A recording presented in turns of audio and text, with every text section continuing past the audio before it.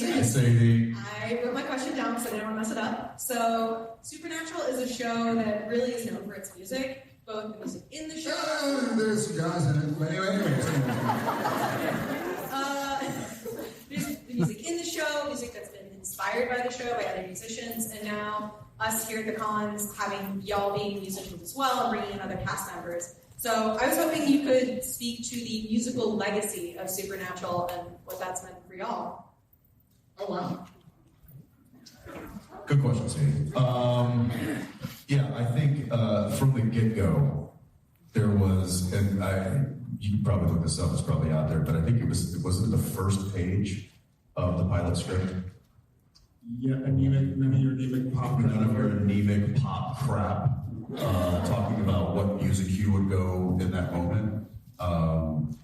And Eric Kripke was very specific about the tone of the music and the style in which the show was going to be in the show.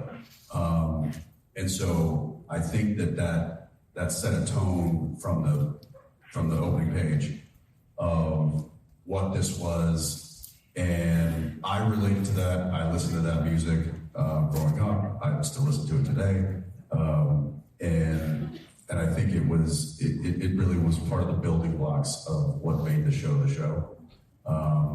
And I wish we had the budget to have all of the music cues that we wanted, because there was a lot written into the script that we couldn't afford.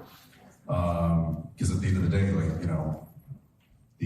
some of these really famous songs that we wanted would have been amazing, but they just, we had a budget and we had to keep to it. Sometimes it was too expensive to buy the songs. So when we did buy songs, and when you heard those needle drops on some of those iconic moments, know that we spent a lot of money for this, and it was very important to have those, and we would have loved to have had many, many, many more. And I think it maybe would have added a little bit of extra sauce onto an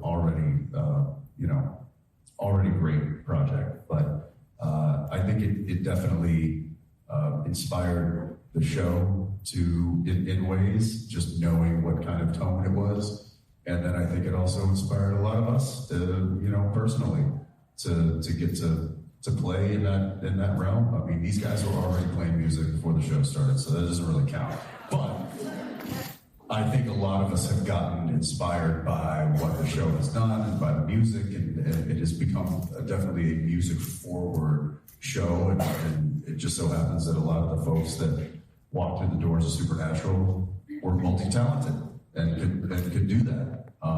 And now we get to play and on stage in front of you guys and mix it up and express ourselves in different ways. So it has been an absolute blessing to have the music of Supernatural as part of our world. Yeah. So that was me in Austin at the Supernatural convention this past August, where... Oh my God, Sadie, who were you talking to? Oh my gosh. I was talking to Jared and Jensen at their big end of the weekend panel, and we got lucky enough that Berly's name got called, and we just pretended that I am Berly so that we could ask about music within Supernatural. And for those of you wondering why we made that decision, Sadie is a much bigger J2 fan than me, and I'm a good friend. Yes, yes, you got friend points. You'll get called up next time. So who are we? I guess I can go first. I'm Sadie Witkowski. I am the creator and host of the podcast In Defense of Fandom, which covers all things in the fanish world. I'm Berly. And I'm LA. And we are co-hosts on Denim-Wrapped Nightmares, a shit show rewatch, but not really technically a rewatch podcast, where we go episode by episode discussing the lore, the gore, and what we adore about Supernatural. It's such a great premise. I love it so much. The premise is LA and I have happy hour and talk about the show. Yes. Fun thing. Perfect. Which for our regular listeners, I have had some listeners message me and be like, oh my gosh, it's going to be a tipsy collaboration. It is not tipsy. We handled this more professionally this time. Yeah, I got my black sesame latte. It is not spiked with anything fun. A lot of our interviews were like first thing in the morning. We had one that was like before the sun came up, I swear. So yeah, these weren't tipsy episodes, but they're still informative and a lot of fun. So why don't we talk more about what this is? I was going to say multiple episodes. It's a whole freaking mini season as far as I'm concerned, or a full season. Jesus. So, our two shows, our NPR plus Howard Stern combo, is going to be covering the music of Supernatural. And this is everything from music within the show to music inspired by the show to folks who were involved with the show who are now making music of their own. Music was essential to the world building of Supernatural. And here's a clip of Eric Kripke talking about that on the podcast Supernatural Then and Now.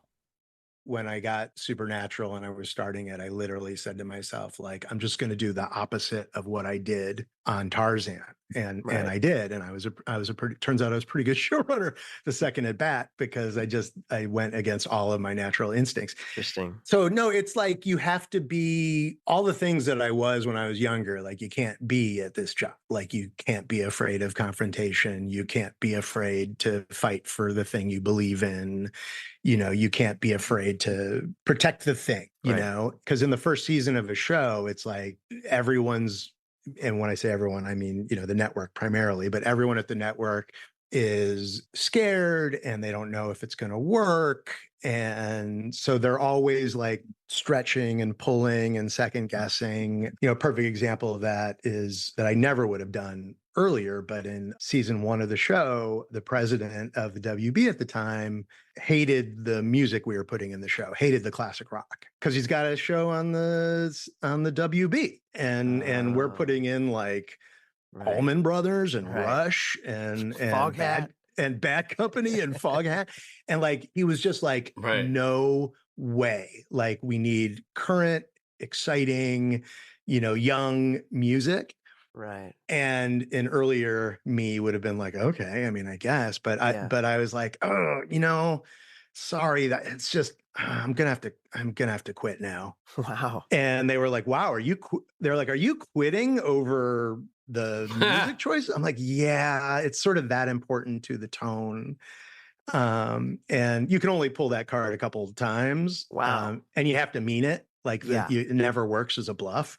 Right. And I was young, right? Like I needed a big thing. And they were like, is this maniac going to walk away from, you know, his first potential success over the music? And I was. Because I had a list of what were the important things about that show that I just wasn't willing to cross. And it's like that kind of Western Route 66 vibe, the fact that it would be like genuinely scary, that, you know, that certain sense of humor and the music, you know, because that to me is what locked the tone into place in so many ways. Yeah, it feels almost like especially the first few seasons, like a pulp book that you picked up, or an old comic from another time almost, right? Like it almost exists in the 70s. Yeah, yeah. Well, it's like road trip music, right? It's like the time classic. Most people listen to classic rock is when they're cruising across Utah or something. Right.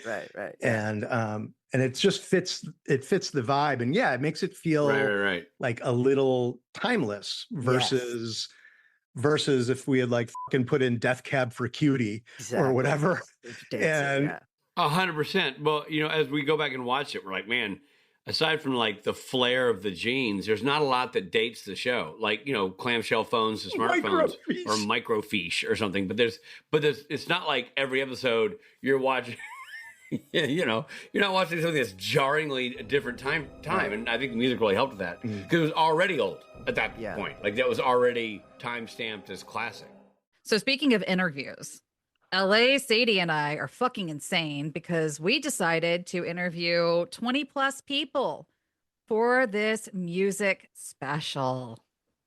Yeah. And there will definitely be names that you know extremely well. And there will be names you've never heard of that you will obsessively start collecting their entire music catalog. I promise I have met both. Or there will be a name that you know, but you had no idea that they had musical talent and were creating music. It's been wild, and it's deeply embarrassing to me that as a Supernatural fan, half of these things I had not heard of in some way, shape, or form. Like the fact that there was a crew-based band called the Impalas that would play at rap parties for seasons. How did I not know about this? Why was I not informed?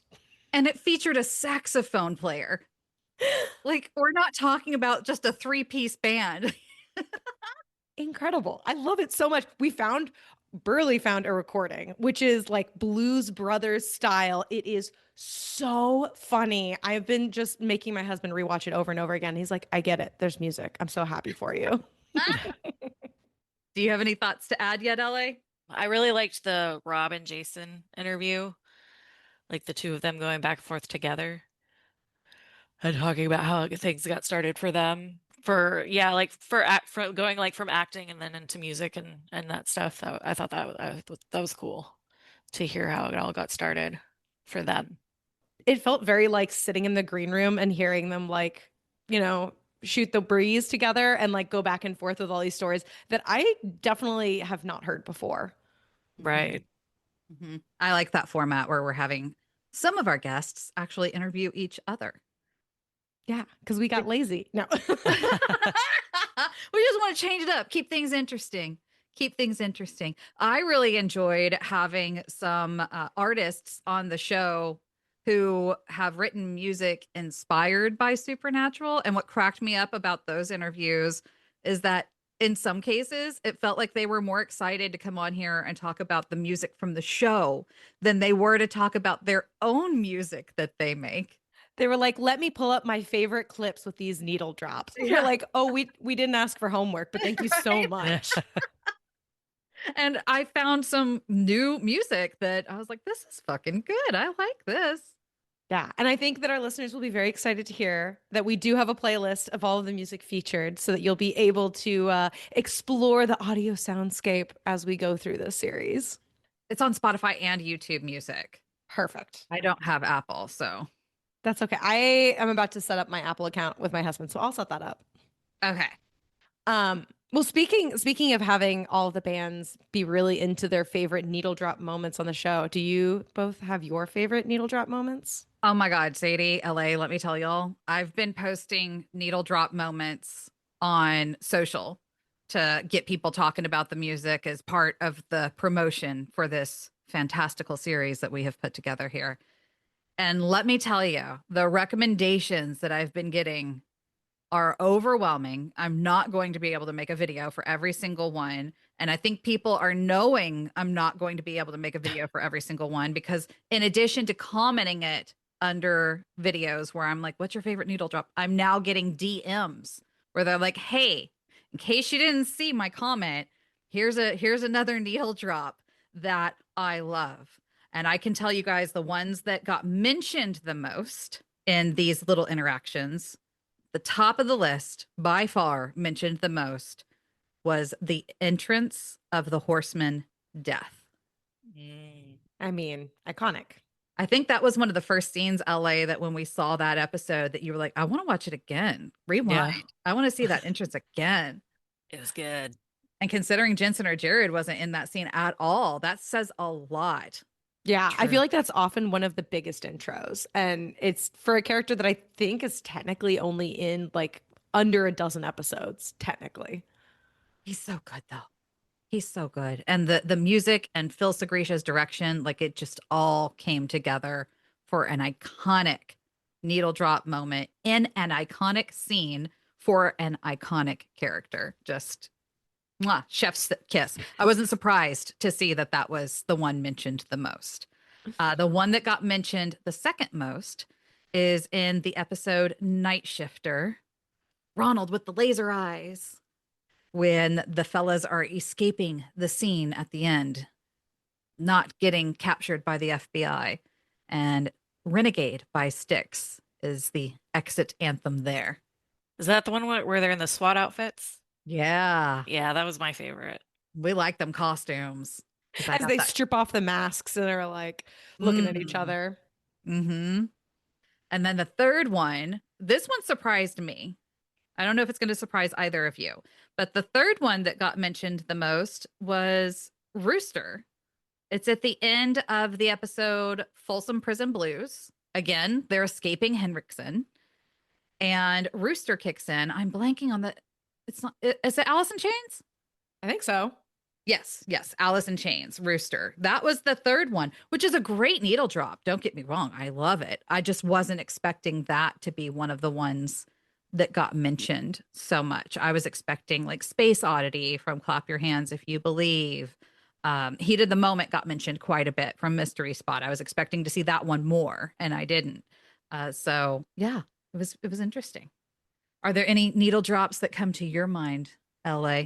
That one where they're leaving the SWAT outfits, I like distinctly remember that was another one that I wanted to rewind because it was just like perfection. Mm-hmm. And the extended pause there that they took, like they're running up to the car and then they get in it and they wait a minute, give that pause of them like processing what just happened before they take off and that beat drops. Like, yeah. Mm-hmm. It was So good. What about you, Sadie? I mean, I do think mine actually is Heat of the Moment because it is just like so funny and iconic and reiterated so many ways in that Groundhog Day moment that I was playing like a mixed playlist that was supernatural music, and I was going down to this bar for this live comedy show, and my windows were down because it was the summer, and I was like blasting it, and I forgot that I was doing that, and so when I turned off the car, I didn't turn down the radio, and I had to give a friend a ride back after the show, and we get in the car, and I start the car, and it starts blaring Heat of the Moment, and I started giggling uncontrollably, and my friend was like, I don't understand. This must be a reference that I don't understand. Now, some needle drops that LA and I have gotten to witness, because when we decided we were going to do our podcast, I purchased the Blu-ray box set. So there's some needle drops that LA and I've gotten to see, and we've talked about in our episodes, and we've had people come in and be like, what are you talking about? That wasn't in there. And I'm like, I know we didn't make that up, that we didn't just decide to write down the title of a song whenever we were listening to the episode or something. And that's because of music licensing, that they weren't able to get some of the songs licensed because music licensing for streaming didn't exist whenever they got that music licensed originally. And so Don't Fear the Reaper in the Faith episode, when the Reaper is revealed, the prune face Reaper. Yes. They don't look like that again the rest of the show from what I've seen. Not really. Yeah. Well, that really bums me out because I did start watching on Netflix, and when I realized that I was missing the Blue Oyster Cult, I was like, no, but I love that song. That would be so cool. It's pretty iconic too, the way they cut it together, and like it's cutting back and forth between the Reaper attacking an innocent jogger and the people in the church, the Faith Healer Church. It's pretty iconic. I was just thinking too. I mean, so many of them are very early seasons too, because another great one was The Gambler by Kenny Rogers and Weekend at Bobby's. Like, what a great song. It's thematically great. They integrate it into the shots really well. Like, there's so many good uses of songs. Honestly, the list is endless. Like I said to the people in the comments, you know, I did have one filter on Denim-wrapped Nightmares. We're only in season 8, and I haven't seen episodes past where we're at on the podcast in well over 3 years at this point. So I don't remember stuff. And so there were people naming needle drops that are later in the series. And, you know, don't take offense that I didn't pick y'all's needle drops. Needle drops. I'm not going to go look up these scenes that I know I haven't seen yet that would potentially be huge spoilers. I'm going to call out 2 that are not spoilers, and I won't describe them, but I will just say Rob singing Fare Thee Well. Incredible. Really excellent. Can't wait for you to get there.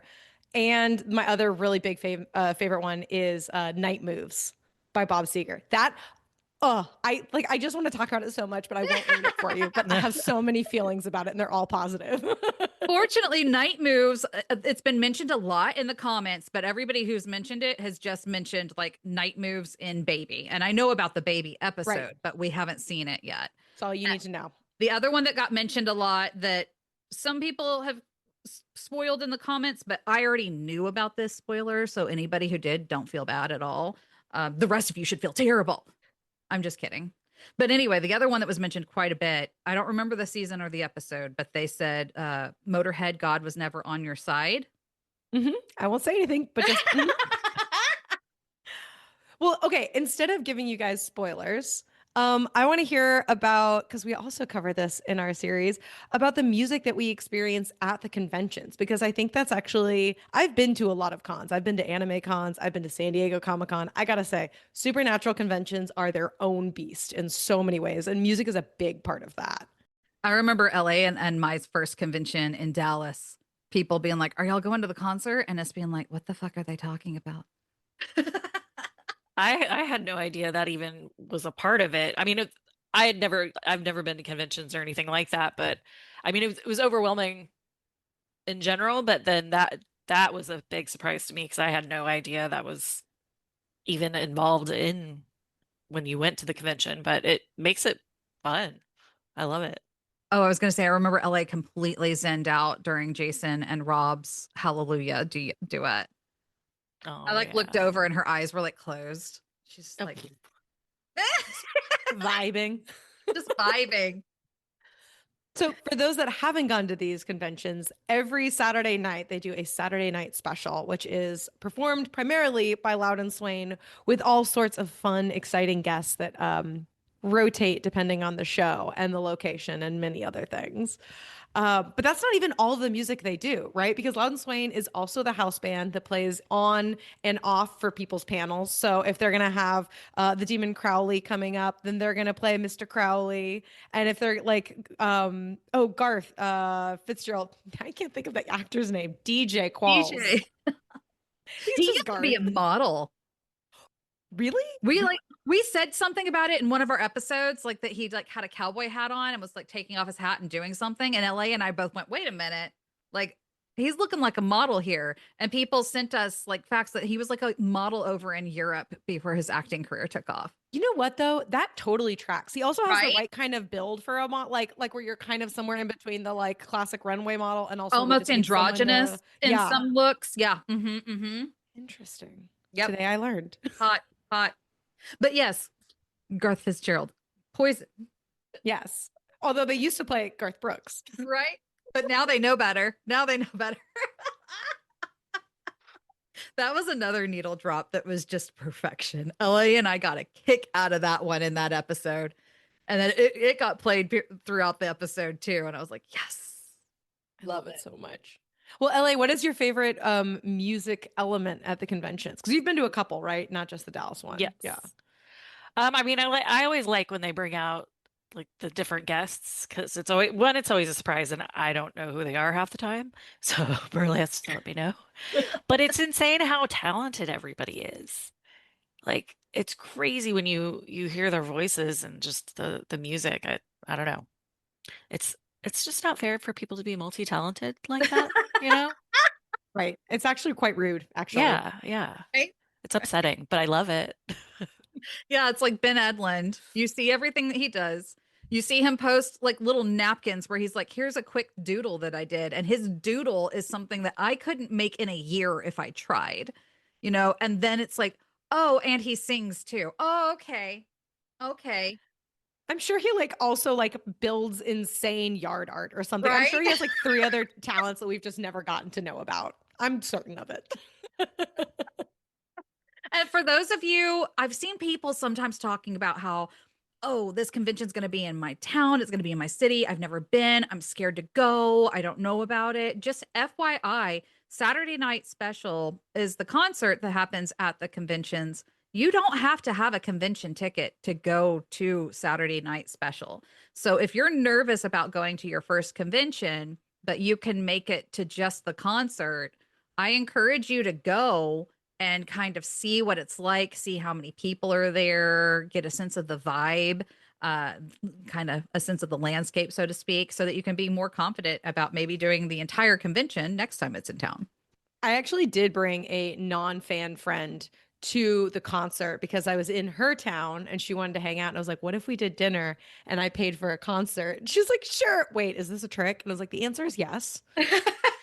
But you're also going to enjoy. And she really did. We had a great time. And after she's like, okay, I get it. I get what you're saying. It's a good experience. Even if you don't do the whole convention, I encourage people to go. And it's one of the few things that you don't need a convention ticket to do. Yes. Well, and there's also, and so the conventions have Saturday night special. You can also go to spotlight events with Dick Spade Jr. and Billy Moran talking about their music that they've created. There are also the post-concerts, which is so good, which is Billy, Rich, and Jason Mans just kind of shooting the breeze with you and playing different songs. It's always something new. It's always a great way to ride out the end of that dopamine high of a long weekend. Am I missing any other ones that are specific to the conventions? Did you say the Loud and Swain Jam? Oh, and then what were you going to say, LA? The karaoke? I don't know if that.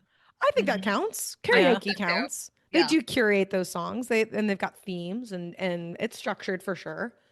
Yeah, so then there's karaoke on Friday night. Then there's the Loud and Swain Jam, acoustic jam. There's also the vendor room jam that they just play like a couple of songs before they do autographs in the vendor room. Like music is everywhere.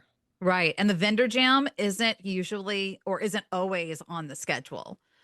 So just know that it's going to be in the vendors area room, typically on Saturday or Sunday, and typically after the Loud and Swain autographs, or right before. That's when it is. Right before right before they like play into the vendors room, play a couple songs, and then sit down to do autographs. Yeah. And like this is all just only within the convention, within a convention ticket. We're not even talking about the Loud and Swain shows, the Dick Jr. and the Volunteers shows, the radio company shows that will be maybe on a Monday, maybe on a Thursday, sometimes associated with conventions, which are like also their own beasts. We should probably talk a little bit more about what Loud and Swain is, who Jason Mans is, because listeners who have been fans of the show and are just now hearing about this entire musical world that's attached to it might not know about those artists. Yeah. LA, do you want to explain Loud and Swain? I'm going to let you drive that one. Oh, no. So Loud and Swain is Rob Benedict's band, who plays Chuck Shirley, or God, who, as far as LA and I know right now, is just a white light somewhere floating around, just living his best white light life at this moment in time in the story. I'm just kidding, guys. I know otherwise. Seriously, y'all didn't spoil anything for me in the comments. I will also say Loud and Swain was not originally like, let's make a band for Supernatural. They've been a band since the 80s, and their name is actually from Vision Quest. It's a nerd reference in and of itself. But they've been making music for decades now that is it's California rock for sure. But it fits in really well to the convention vibe, and they're all really accomplished musicians. Like they can pick up music so quickly and learn new tunes. So they've kind of become an extended part of the Supernatural family. And one of them, Billy Moran, the lead guitarist, who actually has a solo album out that is phenomenal. He was actually a fan of the show. And the show started almost right after he joined Loud and Swain. So it was like 1, 2, 3 things. Like he joins Loud and Swain, he starts watching Supernatural, he loves it. Then Rob shows up for a band rehearsal and is like, hey, I just booked a gig on this show, Supernatural. And it's like, what the fuck? So that was interesting how that all got tied in. And then Jason Mans, do you want to go with that one, Sadie? Yeah, and Jason Mans gives the best intro for his panel at the convention. He says, if you haven't had the chance to lean over and ask someone next to you, who did this guy play on Supernatural? I didn't. Yeah. He was not an actor on the show. He was actually a musician in his own right and good buddies with Jensen Ackles, and kind of got adopted into the family. Did eventually have some of his music on the show after having a conversation with Kripke, which he describes in a very funny story that you guys will get to hear. But now is such a core, integral part of helping to bring a lot of this music into the convention experience. So that's some about the conventions. We've talked some about some of the musicians that we're going to be speaking with who had some music inspired by the show. Another one of the major themes that we have for this project is my brain is tired and I'm looking at the list. I'm not going to lie. So we talked about needle drops, but we didn't talk about the actual compositions for the show. Yes. So beyond just the licensed music that kind of makes the iconic soundtrack that we all know, There was also lots of scoring involved in this show, and it turns out there wasn't just one composer, but two that did double duty on this. And we got lucky enough to score interviews with both of them. Yeah, that was exciting. And before you'll ask, no, we didn't get to interview Chris Lennox about what's going on with the boys and Vought Rising and what have you. But when that topic came up and he let us know that he couldn't tell us anything, he was vibrating with so much excitement, it came through the Zoom screen. So I think that's a good sign that it's going to be pretty fucking badass. Yes, absolutely. And I also want to say we didn't really get a chance to talk to Jay about the fact that he did the scoring for The Winchesters, which was the spin-off prequel series for Supernatural. So there is a lot of through line in both of those, musical soundscapes, I would say. And it's unique that there were two on this show, but we got to talk to them each about their collaborative efforts and what that was like. And that was an interesting story. Yeah, it was fascinating. And then I'll say they really did a phenomenal job, because after season 5, the needle drops drop. Like, they still exist. They're still around, but there aren't nearly as many. However, I'm pretty convinced that the only reason I know that is because I use the needle drops in our promotion of podcast episodes. So whenever I'm putting together that video, I go to the Super Wiki, or I go to the Tunes website that tells you the soundtrack for the episode, and I look at what my options are. And I noticed that after season 5, it went from me having like 3, 4, maybe even 5 options of songs in an episode to having like 1 or 2 or none sometimes. But the composed music that plays in the background of so many scenes have become such a part of that world that even though there aren't quite as many needle drops, I don't feel like it deteriorated the quality of the shows or the storytelling by any means. So they really did a phenomenal job with kind of marrying that classic rock vibe with everything. I was so interested in the ways that they also had to write music for scenes that, like, not rewrite, but re-tinker with the key theme songs that they already had in order to kind of always keep it fresh but familiar in a way that you were like, oh yeah, this is the music I expect to hear during a brotherly moment on Baby or something. But they were still like playing with it and making subtle changes to make sure that it still felt fresh, which 15 years of, like, that's a lot of work. Did anything from the Chris or Jay interviews jump out to you, LA? I'm trying to think. Now I'm blanking. I had 3 really good thoughts last night, but my dog really ruined it for me. I can't. Damn it! I should have written them down. I usually write them on my palm of my hand, and my husband's like, "What is audio? Don't forget J2 and frogs." I'm like, they mean something to me, I promise. I text myself or email myself. That makes more sense. Well, I don't normally have a pen handy, so it's also the only option that I've got for me. All right, where do we want to go next? Oh, I'm sorry, Sadie, you were gonna. Oh, one other thing I wanted to point out about the music just in general in Supernatural, because I think we've talked about this and I can't remember if it's on or off mic. The fact that it was on the CW and it was such a strong piece of how Kripke envisioned the show, I think is really core, because when I think back to other CW shows on at the time that, still hold up quite well and are fun. But if you've ever tried to go back and watch like the first season of Smallville, you're like, boy, does this music date exactly when and where I was in my life that I was listening to this music. Like, it's very tied to that era, and it makes it feel more time capsule-y in a way that Supernatural manages to kind of feel like it's just always been there, which I really like. I agree. And I don't know if, yeah. I don't know if it's, no, go ahead. No, go ahead. No, go ahead. I was just gonna say that was a really good point. Like that's very, very true. I hadn't thought about that. Yeah, the music just feels timeless.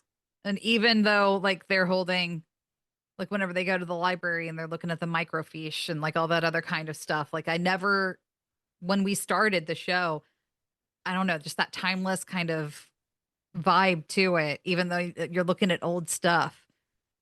Yeah. It really helped with that. And it's okay that it's old because you're like, oh, well, they're in small towns that maybe haven't been updated yet because a lot of it is like small town Americana. So you're like, the fact that they're staying in old grungy motels where it's kind of hard to find those these days. Every once in a while, I'll, drive past. I'm like, ooh, Jay made this, and or Jerry Wanick made that, but because it's supposed to be these small towns, it's okay that the tech feels outdated in the same way that the music was always kind of quote unquote outdated, and that it was these classic rock songs, but it was the whole sense of, oh, well, this is their dad's music and this is like an inherited experience, and that you're kind of supposed to feel like it is old music, but it's always been there for everybody kind of thing. Right. Like it contributes to creating that timeless feel. So those old factors that jump up, they don't jump out at you and take you out. Like every episode still holds up today. Yeah, strong agree. Well, I'm trying to think if there's anything else that we kind of haven't covered about giving some tidbits away from our upcoming episodes. We should mention that this is going to be one of the few, basically this and the final episode in this series are going to be on both our feeds. But if you actually want to hear the whole series and you want to hear everyone's interviews, you got to subscribe to both of us. I'm so sorry. It's just the worst. We're just the worst. For free $99. All right. You must like and subscribe. Or you can split it up into a payment plan. Yeah, no. Yeah. It's all free. Wherever you get your podcasts, you can find Denim-wrapped Nightmares and In Defense of Fandom. But Sadie's right. If you want to hear all of it, all of the interviews with all of the 20 plus people that we've spoken to, you got to follow both of them. So make sure you do that. Because you really don't want to miss any of these. All of them have such great gems in them. I can't even. What cracked me up is like the 20 plus list of people, guys, like that's narrowed down. The number of people who are musicians on this cast, crew, and extended family, it's insane. Like that was narrowed down. We literally had to like have a come to Jesus with each other and be like, okay, we have to stop. We have to cut this off. Yes. No, we cannot send any more invites out. Yeah. We are full. No more pitches. We are done. Like we had our wish list and we've gotten just about everybody from that wish list, which is really exciting. And then some fun, surprising additions that popped up along the way. But yeah, we had to cut it off at one point. But it's all really interesting and great. Not tipsy for our regular listeners, but still super fucking interesting. And a lot of you have said how much you adore the music. That's almost always on LA and Mai's adore list is the music. It's just so crucial to the episodes. So to hear more about it, I think is going to be pretty fucking awesome. So follow both shows. Yes. And we hope you enjoy this entire series. It's been a blast to make. Cheers. Cheers. LA. Cheers.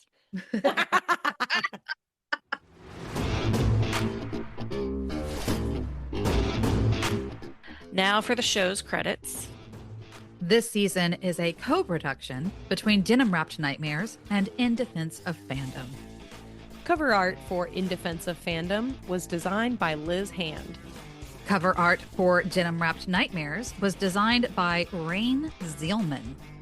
Closing theme by David Theslian. If you've enjoyed this collaboration, we want to know. Send us a message on Instagram or Twitter. We love hearing from you. And while you're at it, make sure you're subscribed to both shows so you never miss an episode. Also, a review on Apple Podcasts wouldn't hurt either. See you next episode. Bye.